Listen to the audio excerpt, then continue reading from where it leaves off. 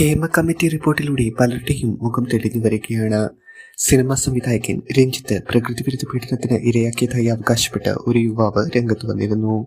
എന്നാൽ ആ യുവാവിന്റെ നഗ്നചിത്രങ്ങളെല്ലാം രേവതിക്ക് അയച്ചു കൊടുത്തു എന്നതാണ് യുവാവ് പറയുന്നത്. മലയാള സിനിമയിലെ താരരാജാക്കന്മാരടക്കം വിവാദങ്ങളെ സംബന്ധിച്ച് ഒറ്റ അക്ഷരം വേണ്ടിയിട്ടില്ല.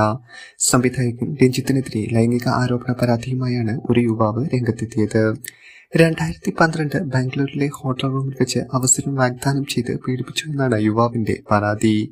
തന്നെ വിവസ്ത്രനാക്കിയ ശേഷം തന്റെ ചിത്രങ്ങൾ എടുത്ത് കാമുകിക്ക് അയച്ചു കൊടുക്കുമെന്നും മാധ്യമങ്ങളോട് യുവാവ് പറഞ്ഞു.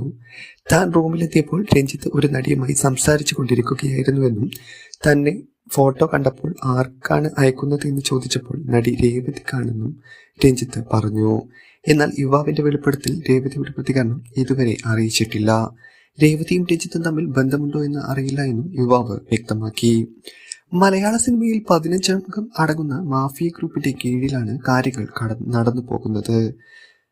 അവർക്ക് ബന്ധപ്പെട്ടവരെ മാത്രമേ പരിഗണിക്കൂ എന്ന് ഹേമ കമ്മിറ്റി റിപ്പോർട്ടിലൂടെ പറയുന്നുണ്ട്. പവർ ഗ്രൂപ്പിന്റെ തലവൻ ദിലീപാണെന്നാണ് ഇപ്പോൾ വെളിപ്പെടുത്തുന്നത്. നടിയെ ആക്രമിച്ച കേസിൽ നിലവിൽ 8ാം പ്രതിയാണ് ദിലീപ്. എന്നാൽ മുകേഷ്, ജയസൂര്യ ഇതൊക്കെ പുതിയ അനുഭവം തന്നെയാണ്. എല്ലാവരും ചോദിക്കുന്നത് നമ്മുടെ താരരാജാക്കന്മാരൊക്കെ എവിടെ പോയി ഒളിച്ചു എന്നതാണ്.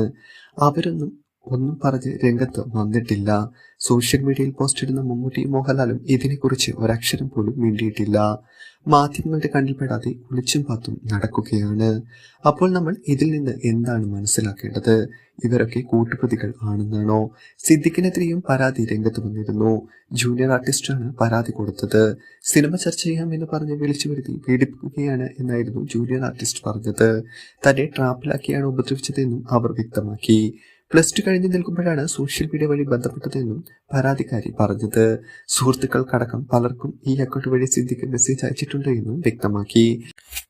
അതുകൊണ്ട് സുഹൃത്തുക്കളുടെ മൊഴിയും അന്വേഷണം രേഖപ്പെടുത്തുന്നു.